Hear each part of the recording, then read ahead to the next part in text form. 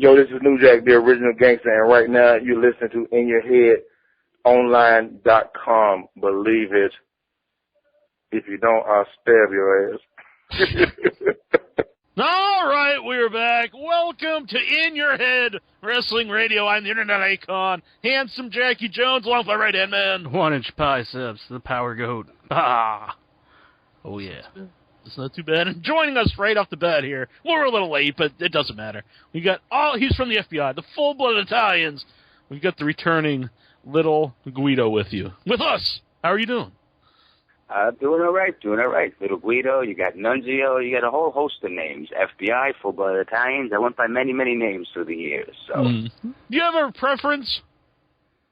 Actually, I like Guido. You know, we're talking about Extreme Rising. We're talking about the old Extreme Stars. So, let's talk about Little Guido, because actually that was one of my first names ever on television that Paul Heyman gave me, and that's what actually brought me to the dance wrestling for the old Extreme group, ECW. And, I learned a lot from there, a lot of experience from there. I learned how to work the cameras and learned how to work the people, and I learned in front of the hardcore fans, and they taught me a lot themselves. So let's go with Little Guido. I think that's a good way.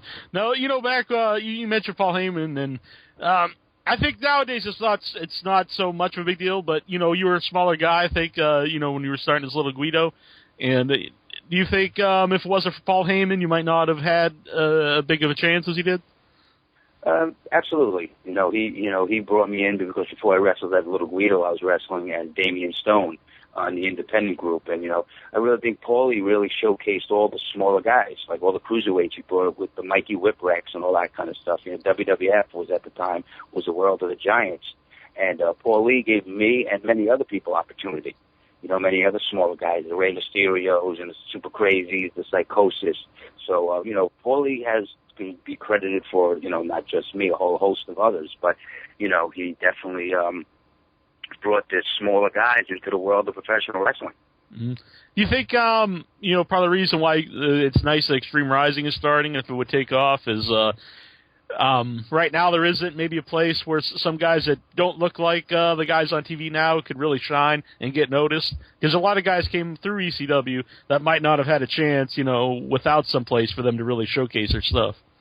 Right, because if ECW was like a farm league, it was like something. It was like at the time, back in '94, '95, it was only on 2 stations, so it was a chance for people that wrestled on the independents in like smaller high schools and stuff, where they went from.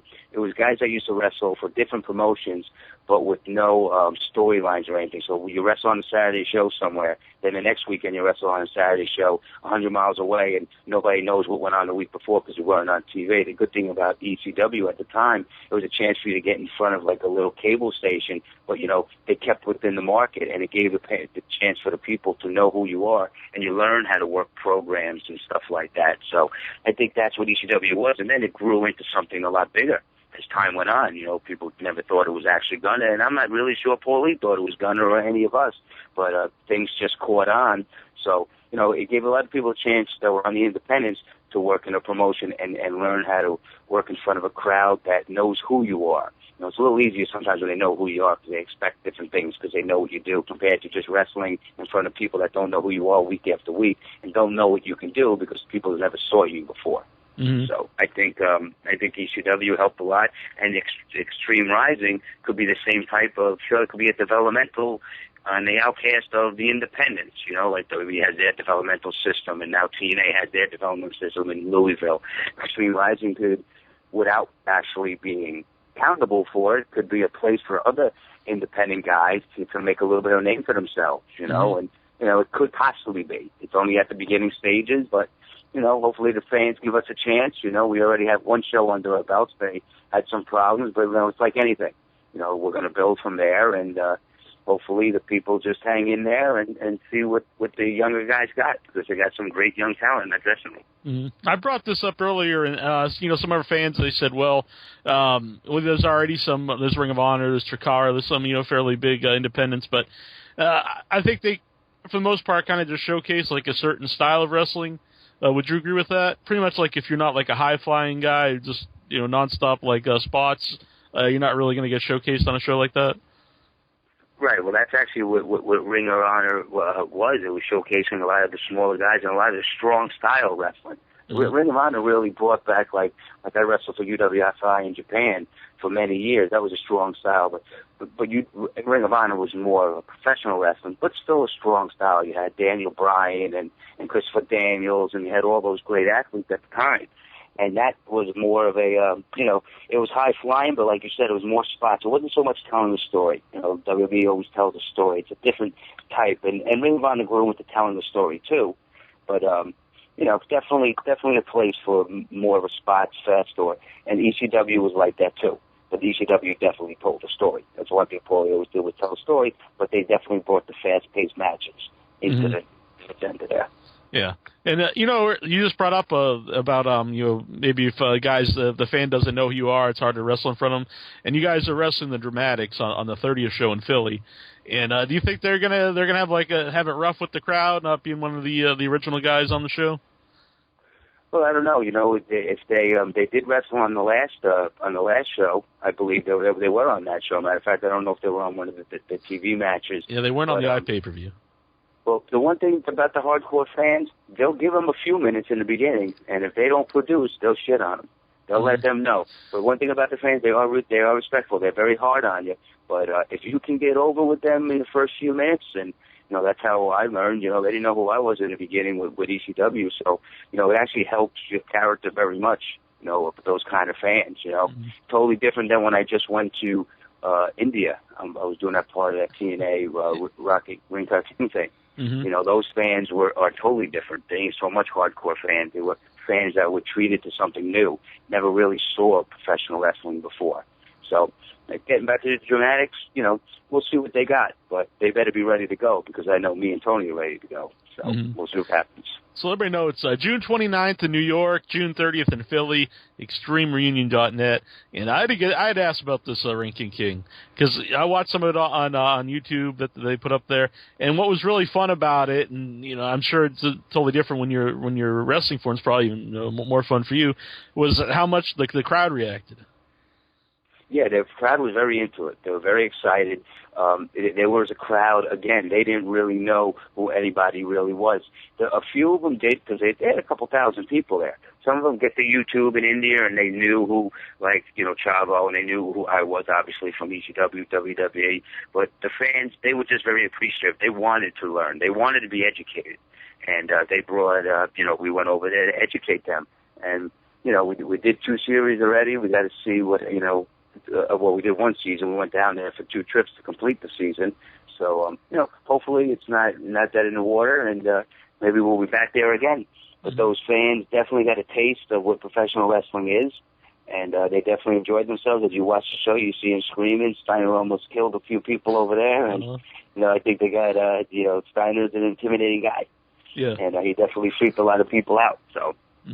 I think they enjoyed themselves. Always a huge fan of Scott Steiner. Back when he was the Steiner Brothers, he was just doing all these moves that I think maybe some newer fans don't realize this, but he was doing moves that no one saw before, and then it became a big Papa Pump and became like this awesome character. But when you're as a performer and you're seeing him out there with the fans and they're genuinely scared of him, is that fun for you, or what goes through your mind? Well, I've been watching Steiner all my life. That's why the move to Frankensteiner, that's where it came from. I'm sure it's not brain surgery to figure that out. Right. Like you said, he was a lot smaller back then, so he actually brought that move in. But I've been watching Steiner for many years, and so I watched his character develop and change. And I don't mean like he was green. I've watched him when I was actually a lot younger.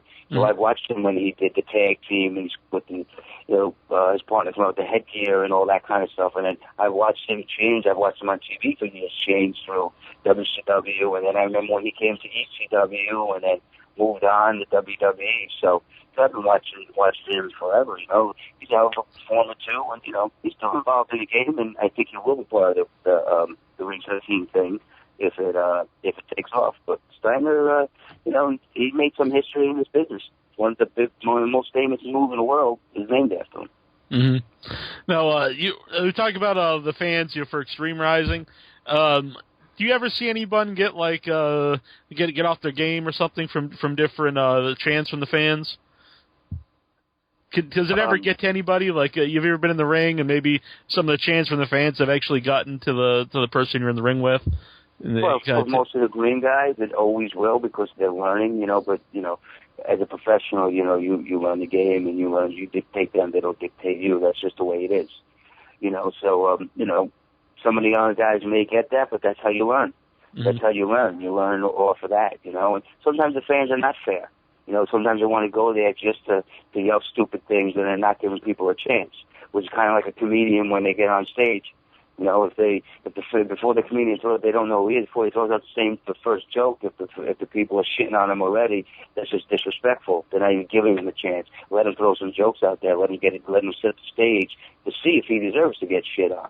And I believe, you know, the hardcore wrestling fans are not really like that. They really will give you the chance, and then if you don't produce, then they whack you. Yeah. Has any chant ever actually made you laugh? My favorite, my partner actually, I think originated the "You Fucked Up" chant was J.T. Smith. Uh-huh. You know, that all started back in the 90s, 94, when he was trying to do moves. And J.T., I love him to death, but he was very clumsy. And he actually, that's when the chant started. Basically, it was with J.T. Smith. But, you know, they come up with, you know, "You Got Herpes," which is old now. You know, a lot of chants I hear now, I've been hearing for 20 years. Right. You know, so when I was hearing them back in 1996, it was funny. Uh-huh. You know, now that you hear it for years. But, you know, sometimes, you know, certain days, you know, Big Sal, they yell for us that it still goes on, and all the independent shows I do is "Where's My Pizza?" And then I used to yell back, "Sally ate it." And now I hear when fans chant it, one side would chant "Where's My Pizza?" the other side starts to chant "Sally ate it." So it's like, whatever they hear on TV, sometimes they also like to chant it too. Mm-hmm. You know? But none on top of my mind. There's a lot of them out there that make me laugh. Yeah. I'm a big fan of Old Blue Eyes. What's he doing now? No. J.T. Smith, Old Blue Eyes. Oh, well, yeah, Frank Sinatra's really the Old Blue Eyes. Oh, yeah. I haven't talked to J.T. in a long time. You know, he retired from the business. We did bring him back. He came back for the 2005 for WWE, the One Night Stand. Mm-hmm. I believe he was involved in that. Didn't he come out to manage me? They brought him back for one reunion, yes. I had Big Guido there. I had Tracy Smothers. I had Big Sal. I had, and I believe J.T. Smith. So actually, last time I talked to him was there in 2005, which was 7 years ago. So I'm sure he's doing good. He looked good the last time I saw him, you know. I think he sticks around and watch what goes on. But, you know, he just moved on. He decided to move on from the business, you know, years ago. So. We had Luke Hawx on last week, who's really outspoken about different people in Extreme Rising, and he was really down on like guys that showed up in no condition to perform. Just what are your views on someone who would show up like that? I mean, it's not something, you know, it's not something I've never seen before. You know, I've seen that happen, you know, through the years a million times. You know, I take this job like any job, whether you work in Burger King, you work in the Mini Mart, you're an actor on a major show. You know, you come to work ready to work. You come to work prepared to work. You don't show up, you know, fucked up. And that's common sense. I don't think I'm dogging anybody. I just think everybody knows that. And this job is nothing different. So, you know, hopefully everybody got their act together now. I know, you know, Shane's been out there, you know, giving some second chances, which I think is good. But, you know, I just think like any job, like I just said, I don't repeat myself. When you go into work, you go into work. What you do after your job, you do after your job. When you get fucked up, you get fucked up. I like to drink beers myself and have a good time. I prefer to do it around 11:30, 12 at night, though, after the show. I gotcha. On the last show, you guys wrestled the BWO. Can you pretty much just go in with those guys anytime and, you know, just have a fun match? Oh, yeah. Yeah, I've wrestled them 100 times. More than that, probably more than that. You know, that was a lot of fun. Actually, our match, you know, it was a little comical at times and stuff like that. But, you know, that's what it called for. I think that's what the fans were looking for. You know, you want to give the fans what they want. And I think that's what they were looking for. But, you know, you got to just, you know, pay attention. I mean, Stevie's great to work with. He's a professional. Meany's great to work with. He's a professional. It's a lot easier to go in there with guys that know what they're doing. You know, and it ain't that we don't, you know, discuss stuff and nothing like that. You just know what's going on, and you know, it's more about knowing what the fans want, and you know how to entertain the fans. So I mean, just like that, I can get in the ring with like Mysterio and know what he does, and, you know, anybody. It's just anybody in general. You know, the more you wrestle with them, you wrestle with these guys night after night after night after night for years and years and years. So you do certain things that work, and certain things that get over, and certain things that the fans like. But sometimes that changes stuff up. If the fans get tired of watching, that's going back to chants. You get tired of watching the same old shit. That's a huge chant that they always say, same old shit. Same old shit. So you gotta give them something different. It's like going to the movies. You're not gonna go watch the movie if it's a different name but doing the same plot. You know, it's the same thing. You know, so but yes, you definitely get in there with certain guys, and you know what they're doing. But it's just, again, I always go back to, it's just like a regular job. When you work with people in your regular job, you know how to work and things go smoothly. Well, wrestling is not any different. You mentioned, you know, things got a little, there's like some comedy in there, which usually is in your matches. Has that ever bothered you that, you know, the FBI had a lot of comedy in it? Were you ever someone like, you know, I wish I was doing more serious matches? You had a lot of serious matches too, but. Yeah. Well, I started off as a comical. You know, that's what actually gave me, I mean, that was a lifesaver, I think, for me, not knowing it at the time. But, you know, I did comical stuff for years. And just like anything, characters get old and stale, and you got to change things around. So, you know, if they brought me in as a serious wrestler and I went with that for 4 or 5 years, then where was I going to go from there? You know, Paul brought me in as a comical wrestler back in the early days of ECW. And then 3-4 years in, he changed me into a serious wrestler, which actually gave me another 3 years run. You know what I mean? It gave me an extra few years. You know, then when we went to WWE, I went right for more of the serious wrestler and then turned into a singles wrestler. You know, so the comical didn't bother me because I like entertaining the fans, and I kind of like the comical stuff. You know, I like funny promos and stuff like that. So I just think it's entertaining. So, no, it definitely never bothered me, you know. Again, it's just like an actor. You know, one movie they could be comical, one movie they could be serious, one movie they could be a murderer. You know, it's good that you could do everything. Some guys can't. Some guys only could do one thing. Some guys could only play one part. I think in my life and my career, the past 20 years in the wrestling business, me being able to do different characters and you know, do different, you know, storylines with different, you know, basically doing different things just helped me along the way. Yeah. Joe, I believe, is on the line. Do you have a question for little Guido? Yeah, I do. No, let's hear it. What did it take for you to get an ECW? What did it take for me to? Yeah, that's what he asked. What did it take for me to get into ECW? Yeah. Well, when I first started wrestling back in the early 90s, 91, 92, I used to wrestle for the IWCCW. When I started wrestling for them, there was guys like Taz was there, Tommy Dreamer, Chris Candido, and you know, a bunch of other guys. And I got an opportunity to meet these guys and wrestle with them there. Then in 94, I went to Japan. 93, I went to Japan to work for UWFI for a few years. I came back in like the end of 95, beginning of 96. When I came back, the ECW was just starting to get going. You know, it was a new promotion. So when I came home, I called up, and I also got a chance to meet the Sandman. When I came home, I heard about this ECW group. I put on the TV, and I see Taz, and I see Tommy Dreamer, and I see Sandman, and so I called them up, I made some phone calls, and, you know, I had a good relationship with them from years ago. And, you know, they said, I'll see what we could do for you. And then one day I got a call, and they wanted to introduce me to Paul Heyman. And I went up there, met Paulie, and, you know, history was made there. I started wrestling there as Damian Stone. And then Paulie, you know, he always had an idea for me, and he always said to me, you're like a Joe Pesci type of guy. Joe Pesci, he always said that. And then, you know, he switched my name to Little Guido. They repackaged me, and that's how it went, you know. In wrestling, sometimes it's opportunity, it's right place at right time. You know, I knew a couple people, but I really think my skill helped because when I met them in the IWCCW, if I sucked, when I called them back a few years later, I don't think I would have got the chance. So everybody comes in a different way. You know, everybody comes in a different way. That was my way of coming in. So I had some help for some friends.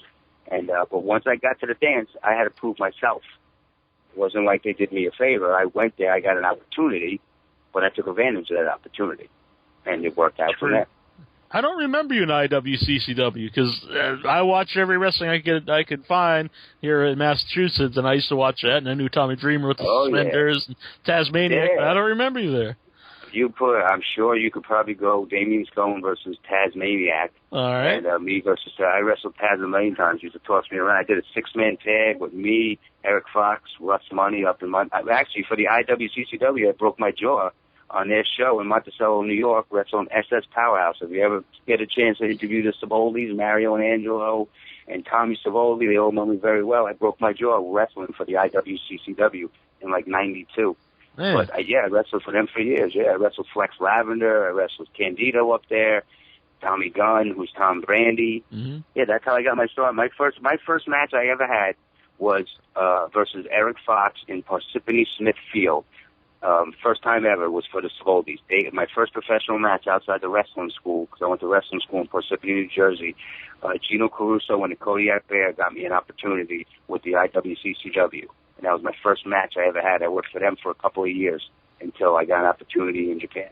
And that's where I met Tommy Dreamer, because I wrestled him. He also was like El Diablo.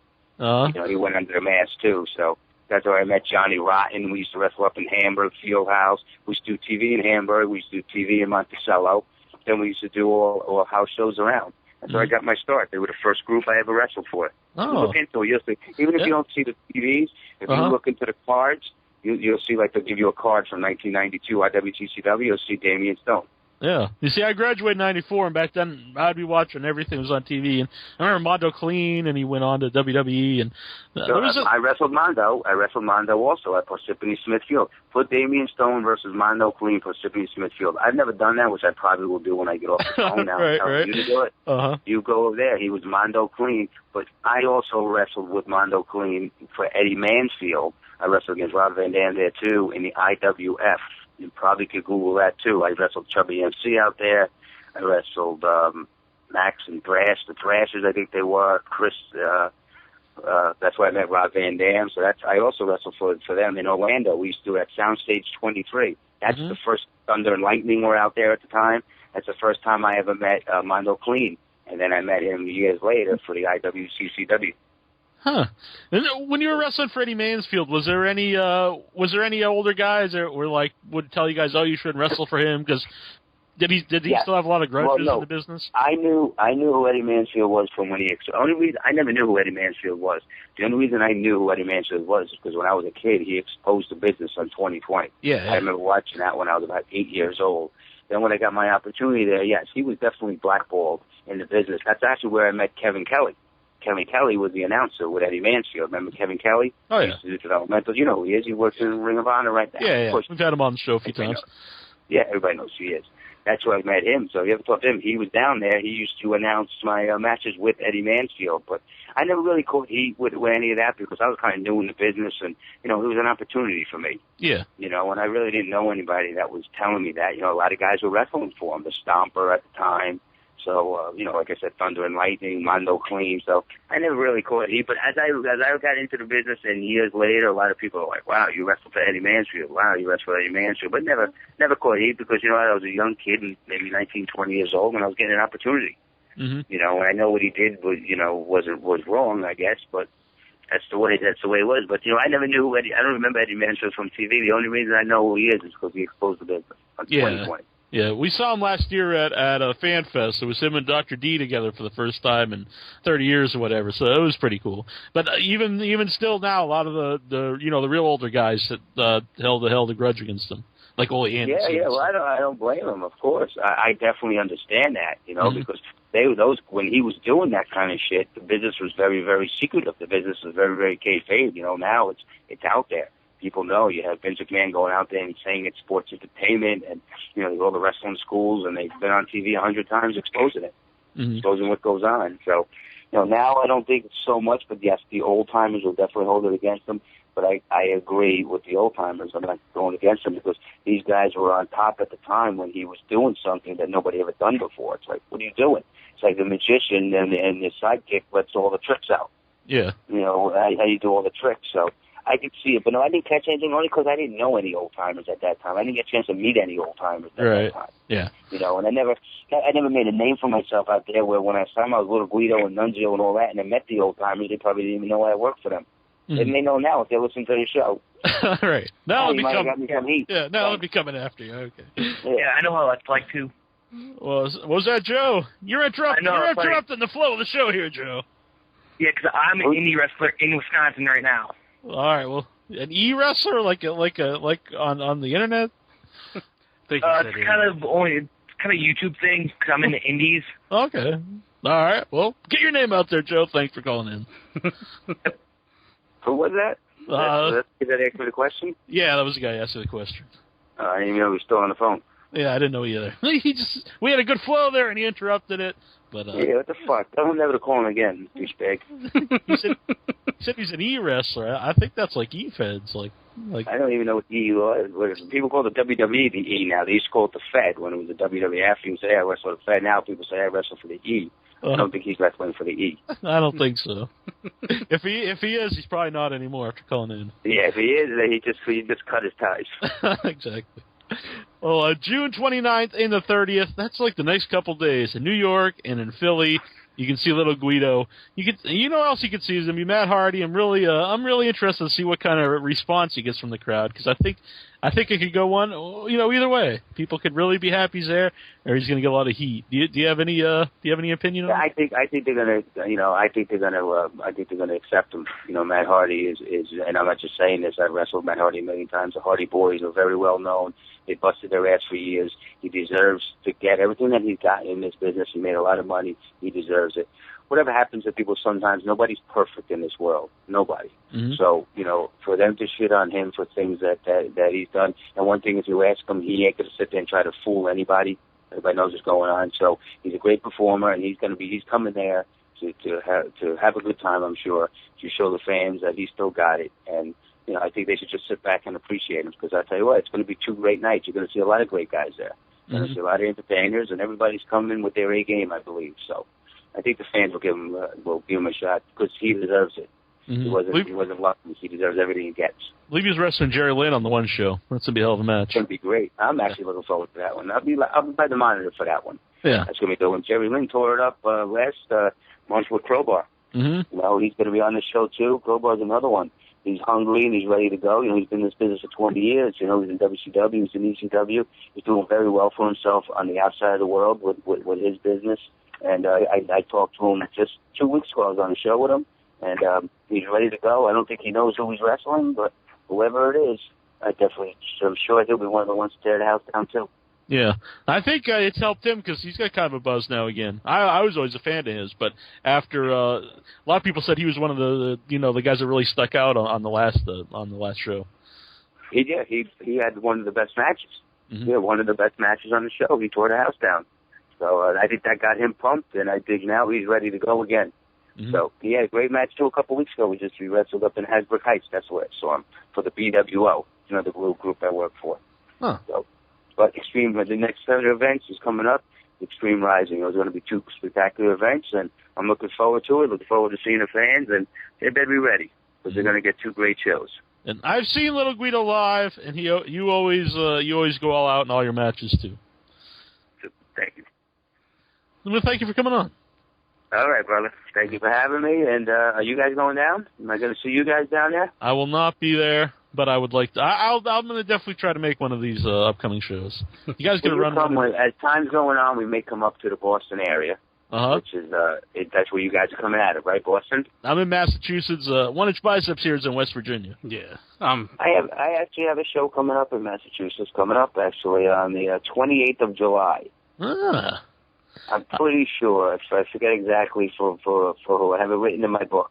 So I definitely have a show coming up. I think it's in Massachusetts. What's I want to say? Okay. I should tell the date. July 28th. So be ready. But next time when Extreme Rising expands a little more and we head up to the Boston area, which when it was ECW, our first locations was New York and New Jersey, and then once we started branching out, the first other location it was Boston, Massachusetts. Yeah, it was like Revere, I think. Yeah. Wonderland Racetrack. Yeah. I remember that place. Yeah, hell yeah, Revere and another place too up there. There was a few of them. There was a dog track. Yeah, that was the dog track. Mm-hmm. That's where the famous incident of New Jack and mass transit went at. Yes, it was. Yeah, and Dragon Gate USA runs. It's a different place now, but they run Revere now. It's not the greatest neighborhood to be running, but it does have a good atmosphere when you're there. Good atmosphere, and the fans, the Boston fans are also good. Always love wrestling at the Fleet Center when we did Boston with WWE and stuff. I've actually had a good chance. We had a couple of good matches actually there. So it was the guys you work with though. So anyway, fans, give it a shot. We got 2 great days coming up this week. and we'll see you there. Thanks, man. All right, brother. Hey, this is Stevie Richards, and you're listening to InYourHeadWrestling.com.